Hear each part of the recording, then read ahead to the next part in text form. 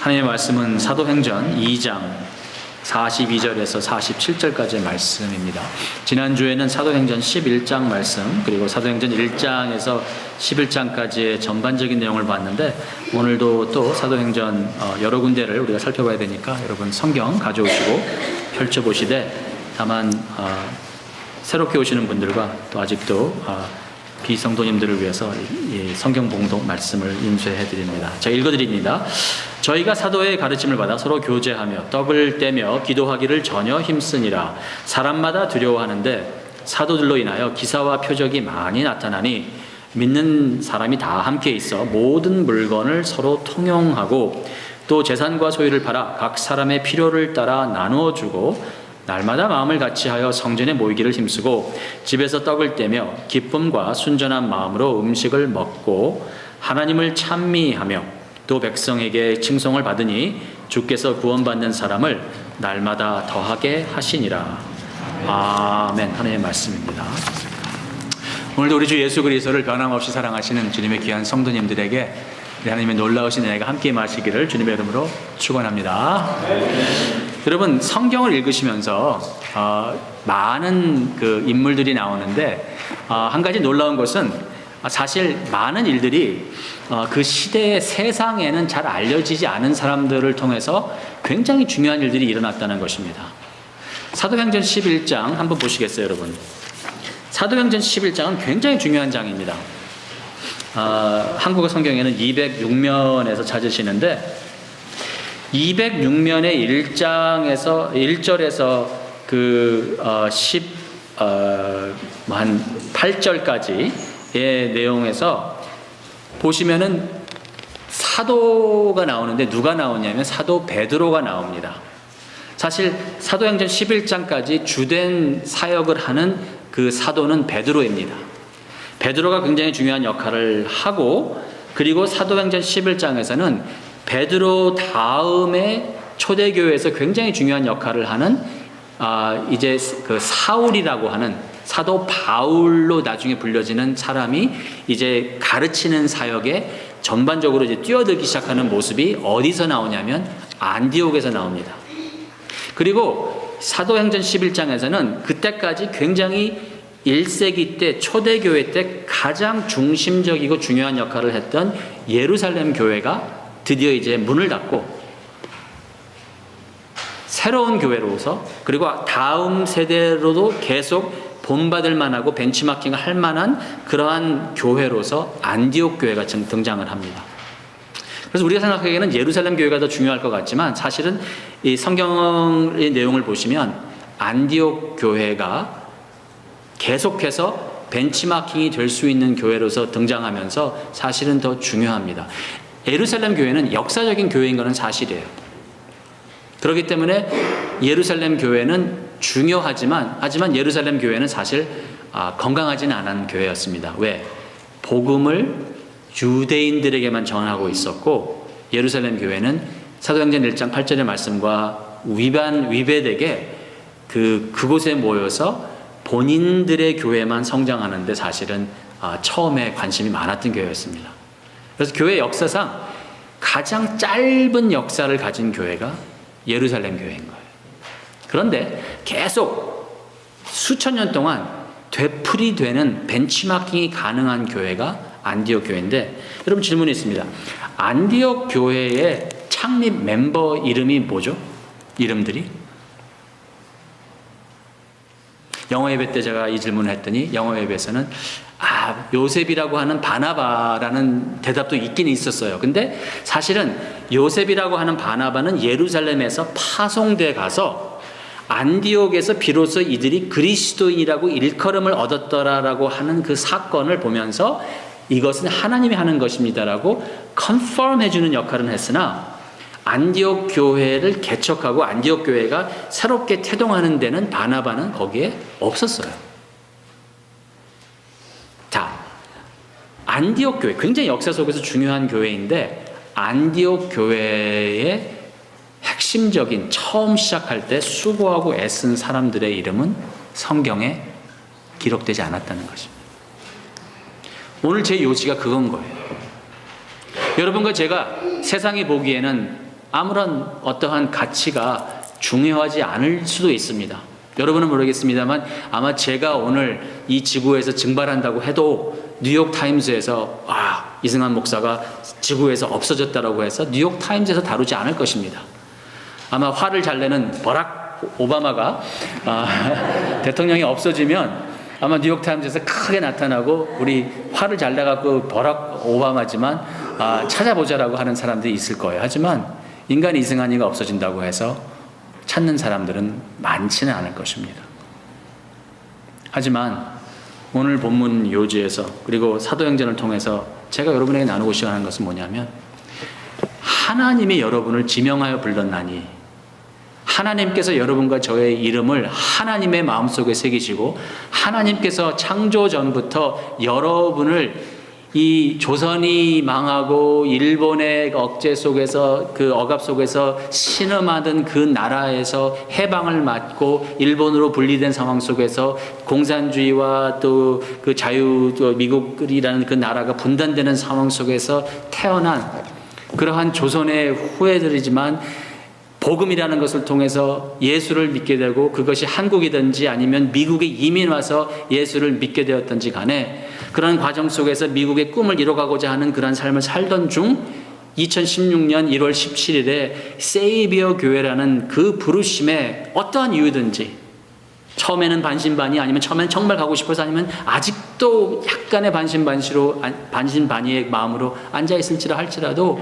하나님의 주권적이고 강권적인 역사하심을 믿는 저에게는 여러분처럼 지금 하나님의 교회의 역사를 그리고 그 역사에 움직이신 하나님의 손 안에 붙잡힌 바 된 사람들로만 여기서 우리가 일어날 수만 있다면 하나님께서 우리를 통해서 하나님의 나라의 그 놀라운 일을 하실 거라고 그리고 하시기를 간구하는 애절한 마음으로 저는 여러분 앞에 오늘 서고자 하는 것입니다.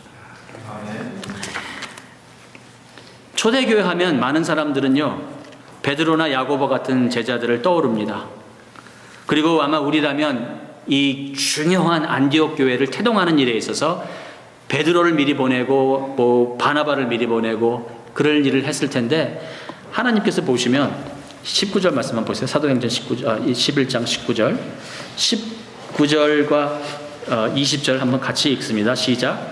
때에 스데반의 일로 일어난 환난을 인하여 흩어진 자들이 베니게와 구브로와 안디옥까지 이르러 도를 유대인에게만 전하는데 그 중에 구브로와 구레네 몇 사람이 안디옥에 이르러 헬라인에게도 말하여 주 예수를 전파하니 19절에 보시면은 아직도 예루살렘 교회의 영향을 받았던 사람들은 스데반의 그 핍박에 스데반이 순교하고 환란이 생기고 핍박이 일어난 상황 속에서 그들은 본의 아니게 어쩔 수 없이 본인들이 있었던 상황 속에서 흩어져서 베니게, 페니시아, 구브로, 사이프러스, 안디옥, 엔티악이라고 하는 이 지역까지 어쩔 수 없이 도망을 갔지만 19절에 보시면 그들은 옛날 습관이 남아서 아직도 유대인에게만 복음을 전하고 있었습니다. 그런데 이 사이프러스와 사이린이라고 하는 이 섬나라와 현재 리비아에 있는 이 도시에 있었던 변방에 있었던 사람들인데 이 사람들이 똑같이 이 사람들도 안디옥에 이르렀는데 이 사람들이 한 것은 다른 것이 헬라인에게도 말하여 주 예수를 전파한다고 기록이 됩니다. 그리고 이들은 그냥 몇 사람이라고만 표현이 됩니다. 제가 기도하는 것은 그리고 제가 나름 마음속에 확신하는 것은 인류의 역사가 그 장을 내리는 그날 예수 그리스도가 재림하시는 그날 성경이 계속 쓰여진다라고 만약에 우리가 얘기를 하자면 세이비어 교회까지 그들이 갔는데 여기저기서 모인 몇 사람이 세상에 있는 헬라인들에게도 복음을 예수를 전파하니 그리고 나서 21절 말씀처럼 주의 손이 그들과 함께 하심에 수다한 사람이 믿고 주께 돌아오더라 라는 그 안디옥의 역사가 우리 세이비어 교회의 역사가 될 줄 저는 기도합니다. 될 거라고 믿습니다라고 저는 사실 준비를 했는데 제 믿음이 약해요. 근데 될 것 같아요. 됐으면 좋겠어요. 될 것입니다. 믿습니다. 하나님 되면 좋겠어요. 정말 저희가 쓰임 받고 싶습니다. 아니에요. 저는 정말 될 것 같아요. 왜냐하면 여러분과 제가 이곳에 있는 것은 정말 자의반 타의가 정말 많은 것 같아요. 저는 오늘 이 말씀을 통해서 하나님은 인간들에게 알려지지 않고 잊혀진 사람들을 쓴다는 것을 여러분들에게 말씀드리고 싶습니다. 보통 우리는 사람들에게 잘 알려지고 유명한 사람들, 세상에서 인정받는 사람들을 하나님이 쓰실 것이라고 생각하기 쉽지만, 그리고 하나님께서는 물론 그들도 사용하시겠지만, 그러나 하나님은 대부분 실제로 역사 속에서는 알려지지 않은 무명의 사람들을 사용하셨고, 또 오늘도 그런 사람들을 주의 나라를 위해서 부르신다고 저는 생각합니다. 이 부르심이 여러분 마음에 들리시기를 주님의 이름으로 축원합니다.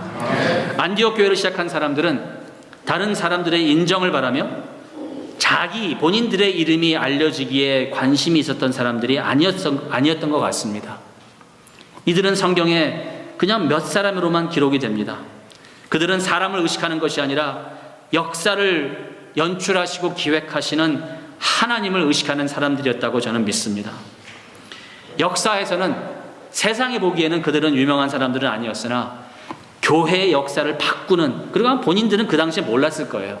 안디옥이라는 지역에서 그저 예수 그리스도의 도를 유대인들이 아닌 헬라인들에게 증거하는 것이 하나님께서 얼마나 기뻐하시는 일이고, 사도행전 1장 8절에 그 말씀이 이제 드디어 교회로 하여금 순종하는 그 상황 속에서 하나님의 손이 함께 하신다는 것이 바나바라는 사람이 볼 수도 있는, 그래서 그때 비로소 안디옥에서, 예루살렘에서가 아니라 예루살렘 교회가 처음 시작한 교회이긴 했지만 그곳에는 사람들이 그리스도를 따라가는 그리스도인이라고 얘기를 하지 않았고, 안디옥에서 비로소 사람들이 이 사람들을 보니까 그리스도를 보는 것 같다, 그러므로 이 사람들은 이제부터는 그리스도인이라고 우리가 호칭하자라고 굉장히 중요한 일이 일어났을 때, 아마 이 구브로와 구레네 사람들은 우리가 뭐 한 게 대단하다라고 그랬을 것 같아요. 그냥 우리는 예수의 도를 전한 것밖에 없어. 우린 아무것도 아니야. 하지만 그들이 사도행전 1장에 나오는 예수 그리스도가 하나님의 나라를 전파하라고 하셨고, 그 하나님의 나라에 대한 복음을 전파했을 때 하나님의 손이 함께 하시면서 수다한 사람들이 믿고 예수가 왕되심을 기뻐하며 예수의 왕권 아래 내려가는 그 하나님의 나라의 일에 동참했다는 것은 굉장히 중요한 것입니다. 과연 그들은 누구였을까요? 그들은 먼저 하나님이 알아주시는 것을 추구하는 사람들이었습니다. 여러분, 우리 모두는 인정받기를 원합니다. 그리고 어쩌면 우리 한인사회에서는 내가 인정받는다라는 것의 호칭적인 인정에 굉장한 무게를 둡니다. 어떠한 타이틀, 어떠한 그 직분의 호칭이 우리가 생각하기에는 이러한 직분을 내가 받을 수만 있다면, 이러한 호칭이 나에게 따라온다면 나는 인정받는 사람이라고 우리는 생각하게 될 것입니다. 자, 인정받기를 원하는 것은 나쁘지 않습니다. 우리 모두의 기본적인 심리입니다. 하나님께서 우리의 마음속에 만들어 놓으신 공허함입니다. 하지만 하나님께서는 여러분과 저를 만들어 주실 때 다른 사람들에게 인정받으라는 그 공허함을 주시지 않으셨습니다. 여러분의 마음속에 있는 공허함은 다른 인간으로부터 채울 수 있는 공허함이 아니라는 것입니다. 여러분의 마음속에 있는 공허함은, 가장 본질적인 공허함은 여러분이 하나님에게 인정받을 때 만족한다는 사실에 깨달음이 있기를 주님의 이름으로 축원합니다. 많은 사람들은 성실하게 살면 하나님이 알아주시겠지, 인정해 주시겠지, 뭐 그 정도 생각하는 것 같습니다. 하지만 그것으로는 부족합니다. 여러분과 제가 과연 내가 하나님으로부터 지금 오늘 인정받고 있는 삶을 살고 있는가는 여러분 영안이 열리면서 그런가 그렇지 않은가, 그 깨달음이 우리가 기도할 때, 그리고 말씀 볼 때 그러한 일들이 우리 앞에서 분명히 있어야 됩니다. 여러분, 기도에 대해서 제가 주중에 기도 모임이 있을 때 계속 지금 제가 성경적인 기도의 모습을 성경을 통해서 나누고 있지만 거기서 좀 빌려와서 좀 짤막하게만 말하자면 다음 내용을 여러분에게 말씀드리고 싶습니다. 뭐냐? 우리가 하나님으로부터 인정받는 삶을 추구하기 위해서는 바로 연결되는 게 기도하는 올바른 기도의 삶인데, 올바른 기도란 무엇일까? 제가 읽은 책에서 인용합니다.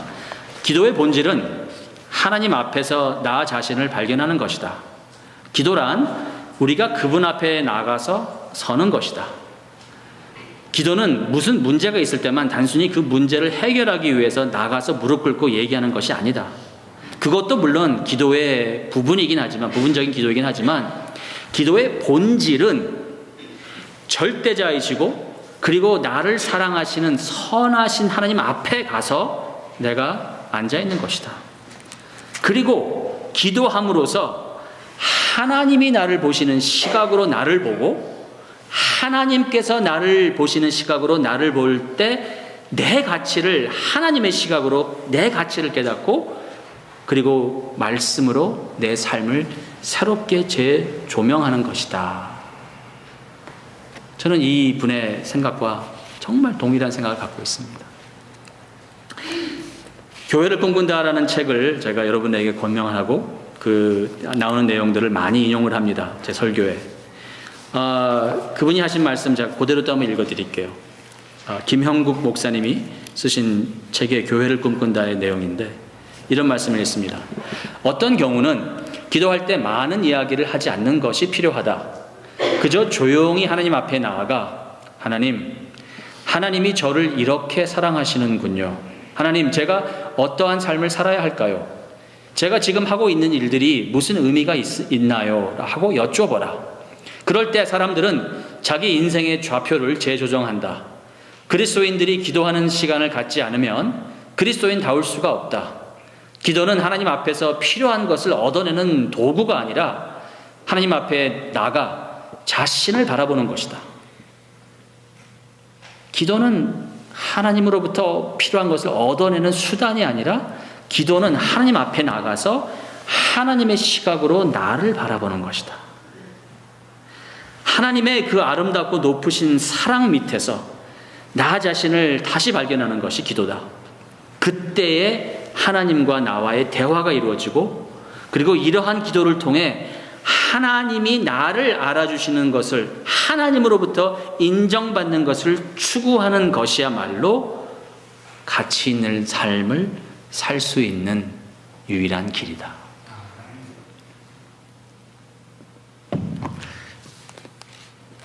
저는 이 내용과 정말 공감합니다. 사랑하는 우리 세이별교회 성도 여러분들, 물론 우리가 서로를 인정해주는 역할을 해야 됩니다. 하지만 인정받는 역할은, 인정받는 것만큼은 여러분, 우리가 하나님으로부터 받는 것으로 만족해 하는 것을 배워가십시다. 인정 못 받는다고 우리의 마음이 상하지 말고, 하지만 그에게는 우리가 내 역할은 다른 사람을 인정해 주는데 쓰임받지 않는다는 것은 절대로 아닙니다. 중요한 것은 여러분과 제가 하나님이 인정해 주시는 삶을 정말 추구할 때 우리는 건강한 교회를 우리가 세우시는 하나님의 그 손길에 붙잡힌다고 저는 생각을 합니다. 두 번째 보시면은 19절 말씀 보시면 이들은 준비된 자들이었습니다. 19절에 보시면 안디옥에 이르러서 이 복음을 전한 이들은 그냥 안디옥에 온 것이 아니라 스데반의 일로 일어나서 환난으로 말미암아 흩어진 자들로 되어 있었습니다. 스데반의 환난은요, 예루살렘 교회가 세워지고 나서 한 2, 3년 만에 스데반이 순교를 합니다. 끔찍한 일인 거예요. 예수 그리스도의 그 부활, 십자가에서 죽으시고 3일 만에 부활하시고 40일 동안 예수님이 하신 일이 하나님 나라에 대해서 가르치신 것인데, 그리고 나서 승천하신 후에 그 오순절에 그 언어의 통치됨의 사건이 일어나고 바벨탑에서 흩어졌던 언어가 이제 하나님께서 회복하심을 보여주기 위해서 오순절이라고 하는 유대인의 명절에 언어가 하나가 되는 것을 체험케 하시면서 교회가 태동합니다. 그리고 나서 그 예루살렘 교회가 2년 동안에 사도 베드로와 그리고 야곱 그리고 바나바 등의 리더십을 통해서 이게 확장하고 성장하는 상황 속에서 2년 만에 2-3년 만에 엄청난 시련을 당합니다. 그게 뭐냐면 끔찍한 환란이 다가오는 거예요. 그래서 스데반이 순교를 하고 그리고 나서 바로 박해가 일어나면서 2-3년 만에 이 예루살렘 교회에 모였던 성도들이 어쩔 수 없이 흩어지고 도망가기 시작을 합니다. 짧은 시간에. 그런데 오늘 읽은 본문이 사도행전 2장 같이 펼치시겠는데요. 사도행전 2장 42절과 47절을 보시면 하나님께서 이들을 흩으시기 전에 하신 일이 있어요. 그리고 여러분과 저도 세이비어 교회라는 이 교회의 부르심에 있어서 모일 때 이 건강한 교회를 꿈꿀 때는 이 사도행전 2장 42절에서 47절까지 나오는 이 교회의 모습 속에서 우리가 배울 게 있습니다. 다 같이 한번 읽어보실까요? 42절부터 47절까지 시작. 그들이 서로 교제하고 떡을 떼며 오로지 기도하기 힘씁니다. 사람마다 두려워하는데 사도들로 말미암아 기사와 표적이 많이 나타나니 믿는 사람이 다 함께 있어 모든 물건을 서로 통용하고 또 재산과 소유를 팔아 각 사람의 필요를 따라 나눠주며 날마다 마음을 같이하여 의리를 힘쓰고 집에서 떡을 떼며 기쁨과 순전한 마음으로 음식을 먹고 하나님을 찬미하며 또 온 백성에게 칭송을 받으니 주께서 구원받는 사람을 날마다 더하게 하십니다. 아멘.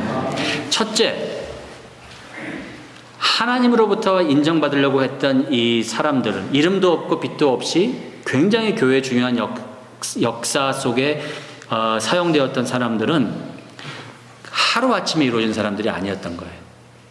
이들은 하나님의 말씀을 체계적으로, 집중적으로, 조직적으로 배웠던 사람들입니다. 42절에 이들은 사도의 가르침을 받았다고 기록합니다. 말씀을 배웠다는 것입니다.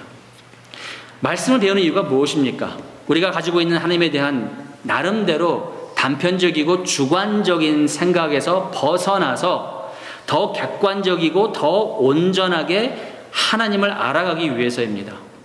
여러분, 말씀을 공부해야, 그리고 말씀을 들어야 여러분과 제가 편견 그리고 인생에 대해서 가지고 있었던 잘못된 생각들을 확인하고 고쳐갈 수 있는 것입니다.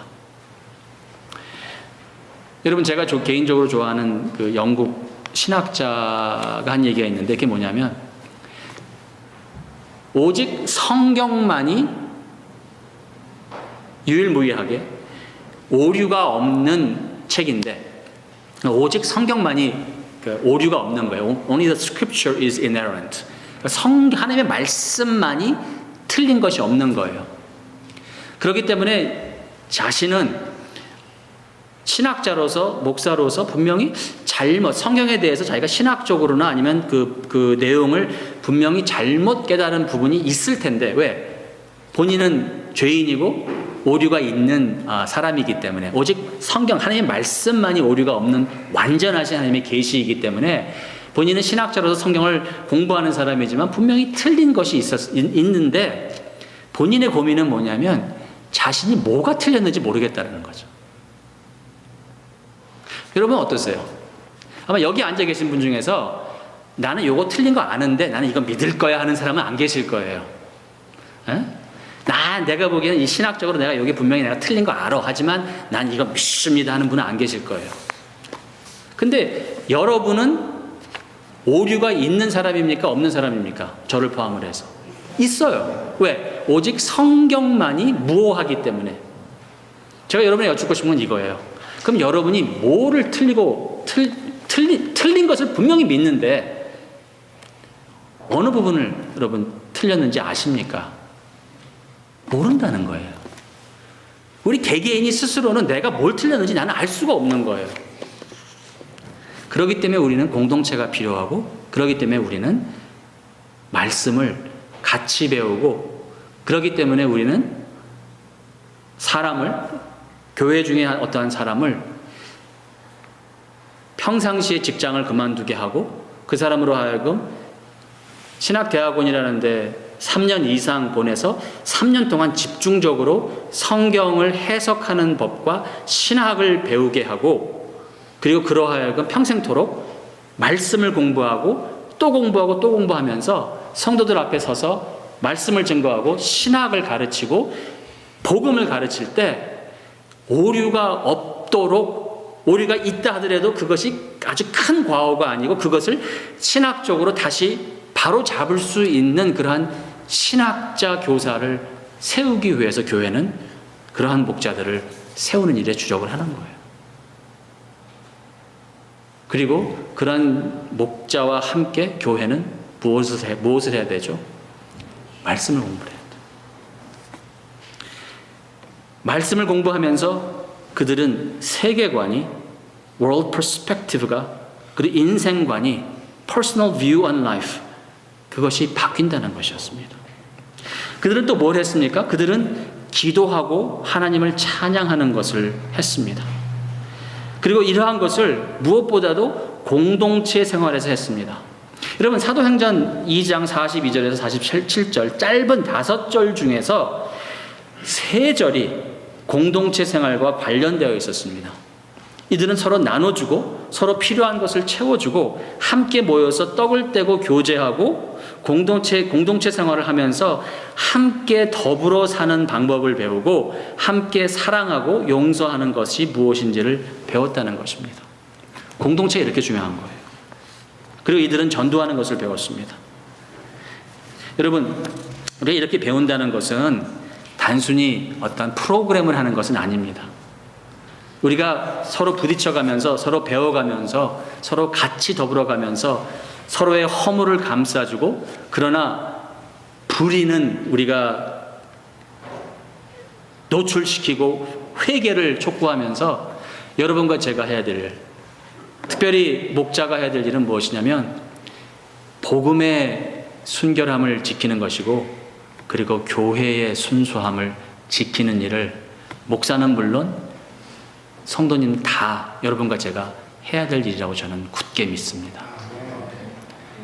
복음이 정말 순수한 우리 세비어 교회가 되길 주님의 이름으로 축원합니다. 그리고 순결한 교회가 되기를 주님의 이름으로 축원합니다. 그렇게 되려면 여러분과 제가 말씀 보기 위해서 모이고 말씀을 같이 공부하고 기도하고 찬미하고, 그리고 공동체 생활에 있어서 서로 나누고 교제하면서 서로 보듬어가는 그러한 식구. 가족보다 더 좋은 단어가 식구인 것 같아요. 뭐 먹는다는 뭐 그런 뜻이라고 그러죠? 먹을 시계 뭐 입구자인가? 저는 모르겠는데, 여러분과 제가 식구가 되어서 한 하나님의 말씀을 같이 먹기를 주님의 이름으로 희망합니다. 그리고 그 복음을 같이 먹고 우리 주위에 복음이 없어서 메말라가는 영혼들에게 그 복음으로 먹여줘서 그들도 우리와 함께 식구가 되기를 바랍니다. 이들은 적어도 예루살렘 교회에서 2, 3년 동안 이러한 공동체 생활을 하면서 복음을 배웠을 거예요. 그래서 사실 안디옥까지 갈 때는 정말 그 10여 년이라는 시간이 걸리는데, 10년이라는 그 방랑자 스데반의 일로 흩어져 갖고 안디옥에서 비로소 그들이 그리스도인이라 일컬음을 받는데 10년이 걸려요. 여러분, 우리 한국 분들 우리 빨리빨리 하는 거 좋아하기 때문에 우리 생각에는 사도행전 6장에서 11장까지 가는데 하루 아침에 된 것 같다고 생각하시면 큰 오해입니다. 안디옥 교회가 태동해서 비로소 거기서 그리스도인이라 일컬음을 받는 그 놀라운 역사의 현장은 스데반의 핍박 후 한 10년이라는 시간이 걸립니다. 그리고 그러한 과정 속에서 이들의 신앙이 더욱더 정결해지면서 그들은 무엇보다도 그 상황 속에서 예루살렘 각 교회가 가졌던 그것을 버립니다. 그게 뭔지 아세요? 고정관념입니다. 예루살렘 교회의 문제는 선민의식이었습니다. 그들은 이방인들을 볼 때 깔보는 그러한 눈이 분명히 있었습니다. 오죽했으면 사도행전 11장 19절에 안디옥까지 흩어졌음에도 불구하고 10년이 지났음에도 불구하고 그들은 아직도 유대인들에게만 복음을 증거하는 일을 하겠습니까? 이스라엘 백성은 정말 독특한 사람들인 거 맞습니다. 그래서 그들은 하나님이 특별히 그들을 사랑하신다는 선민의식이 있었고, 그래서 할례당이라고 하는 그런 오류가 있는 그러한 사람들도 초대교회에는 역사를 하고 있었습니다. 그들도 초대교회에서는 인정받는 일꾼들의 모습을 갖고 있었습니다. 자, 주 30년 정도의 교회가 세워졌다고 가정을 하고, 그리고 한 45년, 주 45년에 안디옥 교회가 생겼다고 얘기를 하자면, 핍박받은 지 한 13년 후에 안디옥 교회가 생기는 건데, 그런 시간이 지났음에도 불구하고 예수 그리스도의 승천하심을 증거받던 사람임에도 불구하고 아직도 그들은 옛 습관대로 유대인들에게만 복음을 전했다는 것은 얼마나 고정관념이 무서운지 여러분과 제가 절실히 깨달아야 되는 부분입니다. 여러분, 고정관념이 무엇입니까? 고정관념이란 우리 주변에 있는 사물 혹은 관계 등에 대하여 자기 속에 굳어져 있는 그 생각을 벗어나지 못하는 것입니다. 여러분 한번 자문해 보십시오. 오늘 여러분은 인간관계는 다 이런 거야, 아이들은 다 이렇게 키우는 거야, 성공이라는 것은 다 이런 거야, 세상살이는 다 이렇게 할 수밖에 없어 라고 여러분들은 어쩌면 다 고정관념을 갖고 계실 거예요.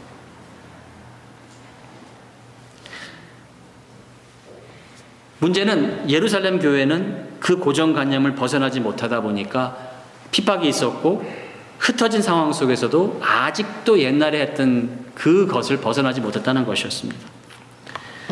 여러분과 저는 어떻습니까? 여러분과 저는 말씀으로 말미암아서 이 고정관념을 깨부수고 여기서 벗어나야 될 줄로 저는 믿습니다. 인생의 가치가 어디 있는가? 그리고 내가 이민자로서 순례자가 되고자 이민자로서의 그 미국의 아메리칸 드림을 내가 이뤄가는 그 정도가 아니라 이민자가 아니라 순례자로서 내가 성공이라는 것은 무엇일까? 교회에서 부흥은 무엇이고, 그리고 내가 지금 이 시점에 미국에 살면서 뉴욕에 살면서 내가 살아야 하는 이유가 무엇일까라는 것에 있어서 여러분 정말 어쩌면 여러분과 저는 세상과 그리고 부흥신학과 성공주의, 물질 만능주의 신학 그 테두리 안에서 우리가 벗어나지 못하는 고정 개념만 갖고 있다면 얼마나 안타까운 일이 라고 정말 생각할 수밖에 없습니다. 고정관념, 이들은 어떻게 고정관념을 극복했을까요?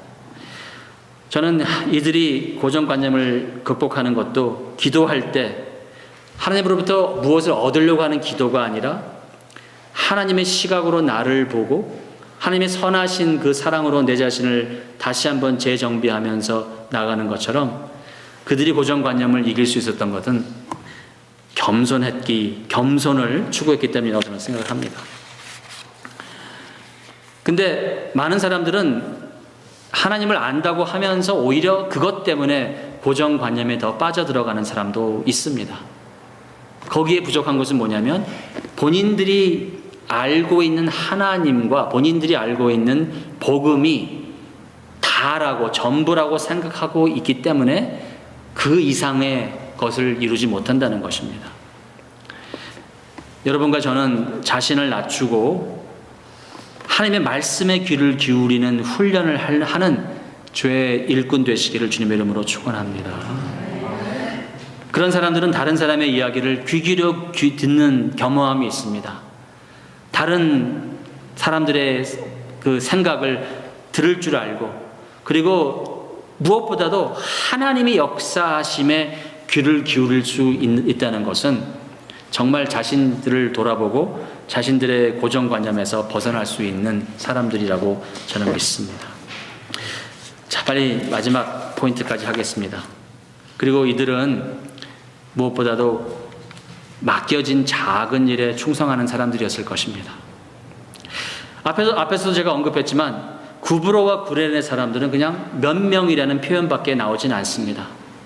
아마 그들이 유대인이 아닌 헬라인에게 복음을 증거하는 게 뭐 그렇게 대수로울까라고 아마 생각할지는 모르겠습니다만, 하지만 그들이 유대인이 아닌 헬라인에게 복음을 증거할 때 하나님의 손이 그들과 함께 하셨고, 거기에서 하나님의 나라의 복음을 듣고 수다한 무리가 주께로 돌아오는 그 놀라운 성령의 역사가 있었으며, 그리고 거기서 비로소 그리스도인이라 일컬음을 받았다는 것은 굉장히 중요한 사건입니다. 여러분은 어떻습니까?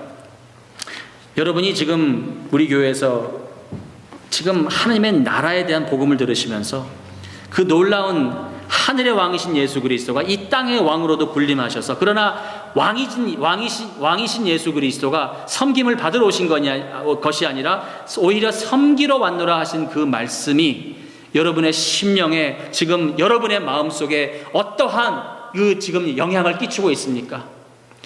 여러분도 혹시 그 왕이신 예수 그리스도가 이 땅에 왕이 아니라 종의 모습으로 오셨음에 있어서, 나도 그렇다면 날마다 내 자신을 부인하고 예수 그리스도의 십자가를 나도 지고 주님이 가신 길을 나도 가야겠다라는 그 생각이 혹시 여러분 마음속에 깨어나고 있지는 않습니까? 이 세상에서 사람들이 말하는, 세상이 말하는, 그리고 사람들이 말하는 높아지는 것이, 커지는 것이, 많아지는 것이, 성공하는 것이 하나님의 뜻이 아니라, 왕이신 예수 그리스도가 이 땅에 낮아지시고, 그리고 이 땅에 모으러 오신 것이 아니라 흩어지기 위해서, 이 땅에 왕으로 군림하러 오신 것이 아니라 종으로 섬기기 위해 오셨다는 사실이 여러분 마음속에, 여러분의 심령을 움직임으로 말미암아 여러분도 주님을 닮아서 예수 그리스도의 십자가를 지고 오늘도 내일도 주님 오시는 그날까지 주의 종으로 그분이 가신 그 길을 겸허히 날마다 낮아지겠노라. 여러분 마음속에 잔잔한 울림은 없습니까? 그 복음의 울림이 여러분과 저의 심령을 새롭게 하시기를 주님의 이름으로 축원합니다.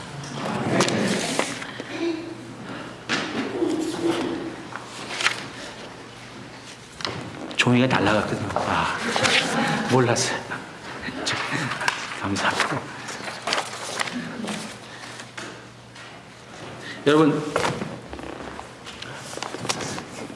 교회 역사에 미스터 킴벌이라는 사람 아십니까? 킴벌. 제가 어렸을 때 한국에서 그 미국 드라마 중에 도망자라는 그 시리즈에 나오는 주인공 이름이 킴벌인데 스페링이 달라요. 미스터 킴벌이라는 사람 여러분 아마 기억 못 하실 거예요. 저도 몰랐으니까. 저도 이거 준비하면서 다시 내용은 알았는데 그분의 존함, 라스트 네임을 잘 기억 못 했는데. 여러분, 빌리 그레함은 아시죠? 네. 네. 여러분, D.L. 무디는 아시죠? 네. 제가 보스턴에서 신학교 다니고 사역하던 그 지역에 길 이름이 무디 스트리트라는 길이 있을 정도로 그 지역에서 무디가 자기 삼촌 집에서 그 구두 수선하고 그다음에 그 보스턴에서 그 구두 파는 세일즈맨을 했었습니다. 여러분, 무디가 왜 유명하죠? 무디는 세계적으로 유명한 전도자입니다. 무디에게 복음을 증거한 사람이 킴벌입니다. 미스터 킴벌. 미스터 킴벌이 가난한 청년, 그리고 그냥 구두만 수선해서 팔고 하는 정도의 청년의 썬데이 스쿨 티처였어요. 무디에게 하나님 나라의 복음을 전한 그 신실한 사람은 미스터 킴벌입니다. 세상에는요, 여러분, 무디 같은 사람은 많지 않습니다. 근데 하나님은 세상에 많은 킴벌을 오늘도 부르십니다.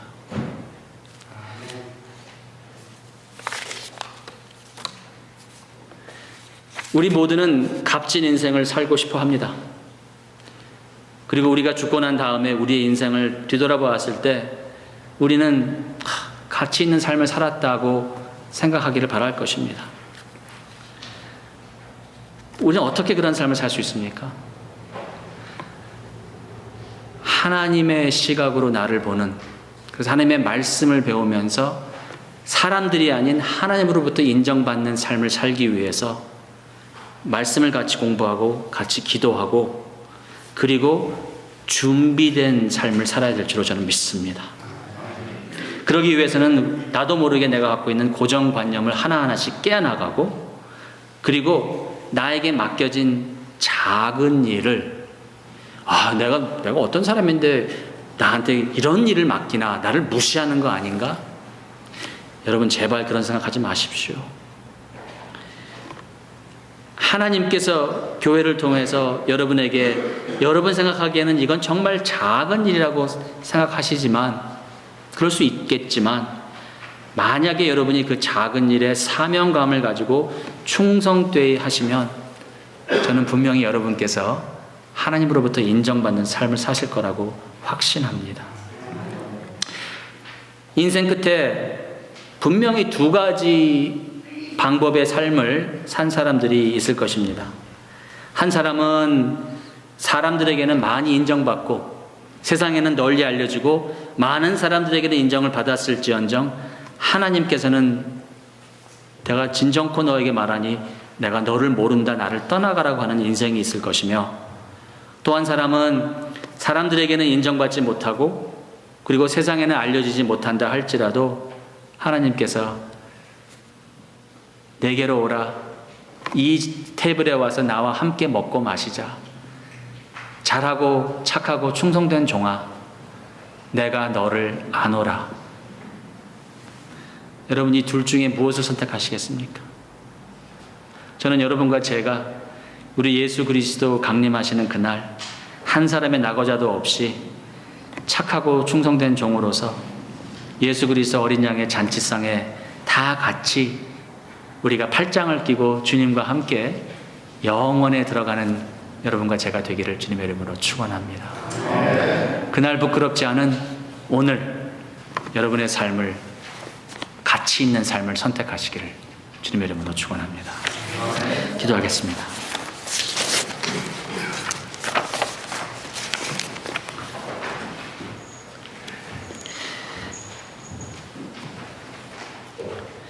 진정 하나님의 일하시는 방식을 아는 사람이라면 단순히 사람들에게 인정받는 데서 자신의 가치를 찾지 않고 다른 사람이 알아주는 것이 중요하지 않고 하나님이 알아주시는 것이 중요하다는 것을 깨닫는 사람이라고 저희가 배웁니다.